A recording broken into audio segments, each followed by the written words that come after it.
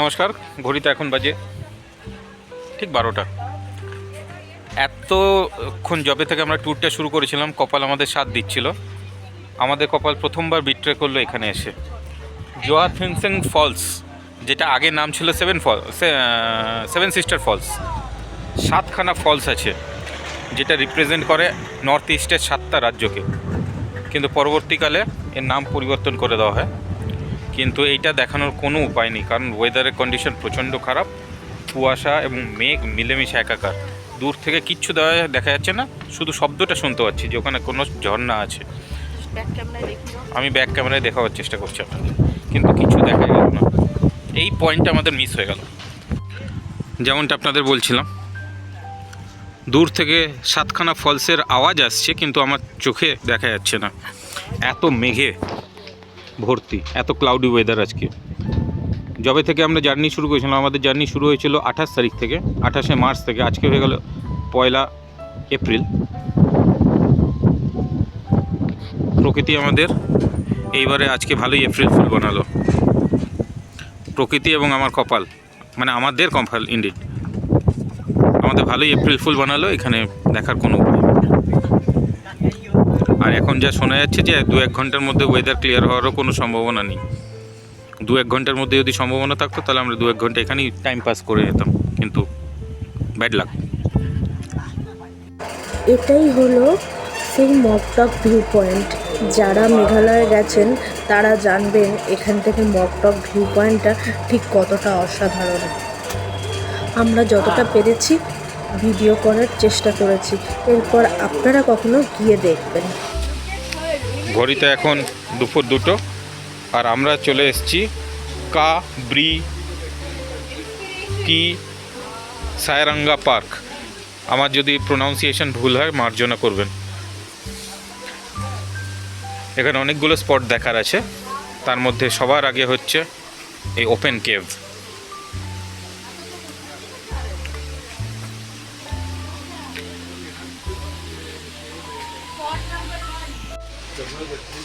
Slippery है, पानी टपक रहा है। ये जस्ट लाइक देहरादून वाला कैब का जैसे ही है।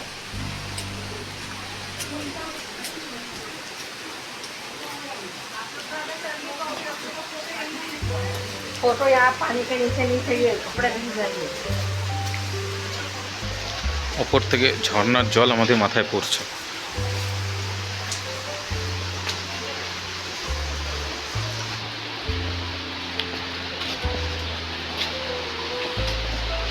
ওহো, কি ঠান্ডা জলগুলো।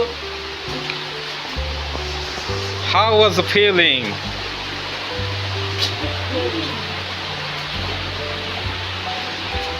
ঠান্ডা জলগুলো, আর কি ঠান্ডা এই ভেতরটা।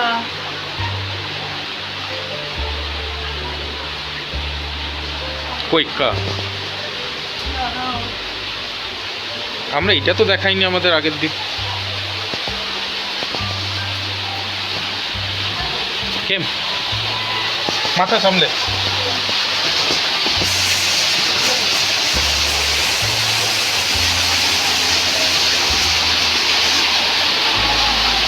গুহার মধ্যে দিয়ে আমরা এলাম ঝর্ণার কাছে।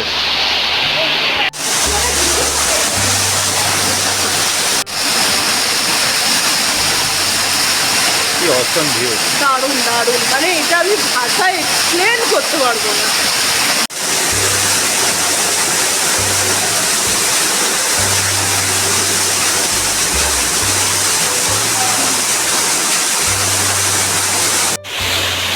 ম্যাডাম চলেছেন কুইক।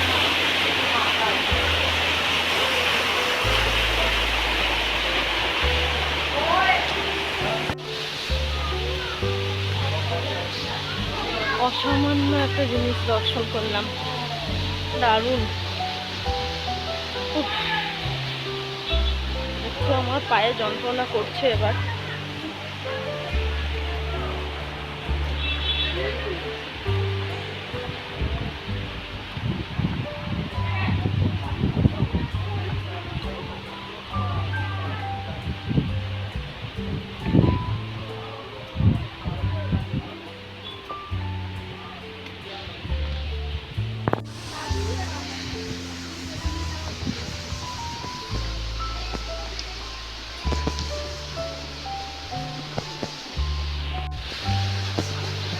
আমাকে তো এমনি ভালোবাসো না, মেয়েগুলোর সামনে ওই ছো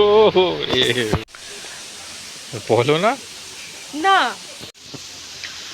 দেখলেন তো আমার কর্তামশাই কি বললো, আমি নাকি ওনাকে এমনি ভালোবাসি না, মেয়েদের সামনে থাকলেই নাকি খালি ওনাকে ভালোবাসার কথা বলি ইনসিকিউরিটিতে।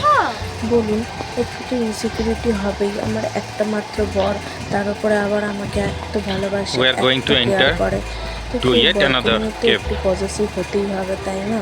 ইভেন পৃথিবীর সব মেয়েরাই বোধ হয় Open cave, rather I should say. Positive.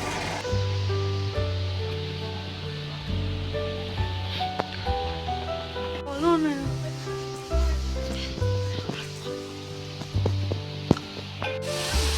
We are heading towards our next spot, the spot number 3. Yet another waterfall. গিন্নি,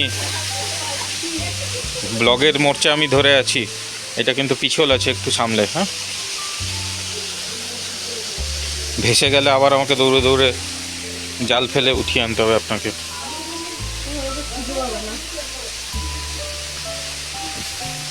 কি সুন্দর বৃষ্টি পড়ছে, পা টিপে টিপে গো।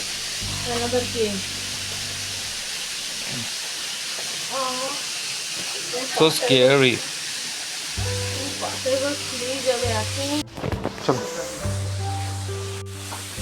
কেউ যাচ্ছে না, চলো।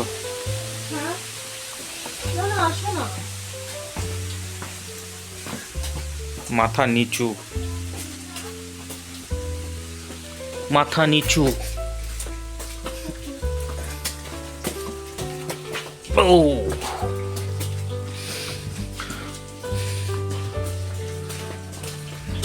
পা বাড়িয়ে, পা চালিয়ে।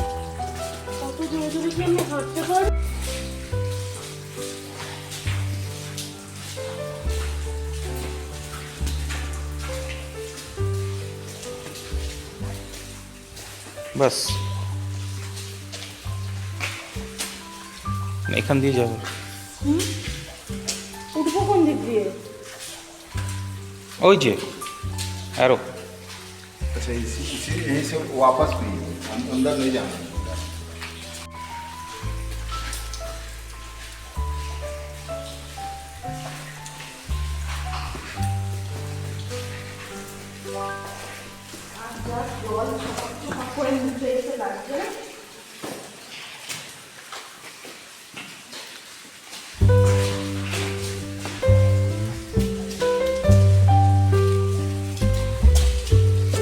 পিছনে ভয় লাগছে।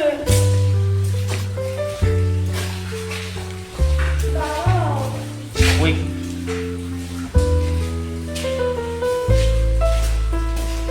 মাথা নিচে গেল, মাথায় লাগলো।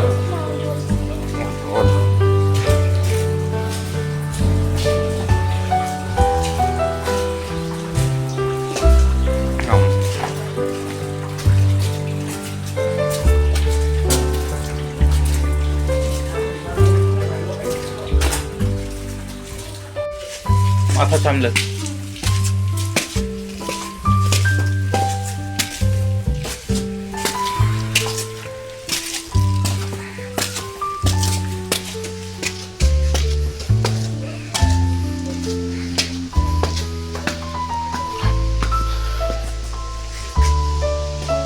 এই যে আমাদের গিন্নি।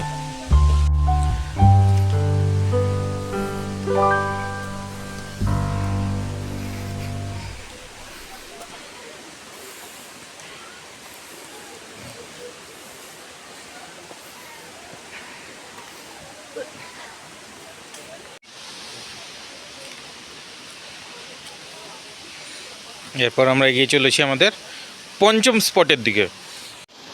ঠিক এরকম মেঘালয়ের মানুষ প্রকৃতির কত কাছাকাছি থাকে, এটা ভাবলেই আমাদের অবাক লাগে।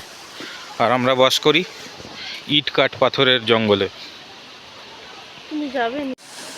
এই আমাদের পরবর্তী স্পট।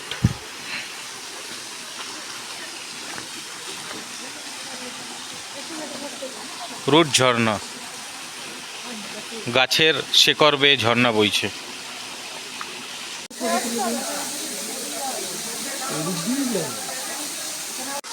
আমরা এগিয়ে চলেছি আমাদের ষষ্ঠ স্পটের দিকে। কি ম্যাসমারাইজিং ভিউ! আমি আর কত বোঝাবো আপনাদের মুখে কথা বলে, কথা বলে বোঝানোর নয়, এ ফিল করার, উপলব্ধি করার বিষয়।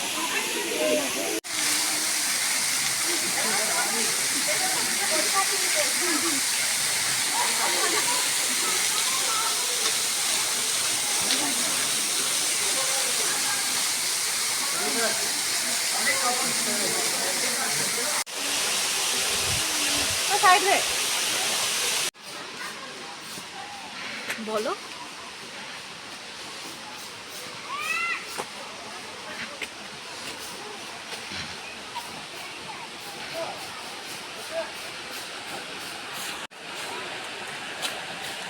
এরা এইভাবেই ডিজাইন করেছে, একবার ঢুকলে আর সবকটা স্পট না দেখে বেরোনোর উপায় নেই।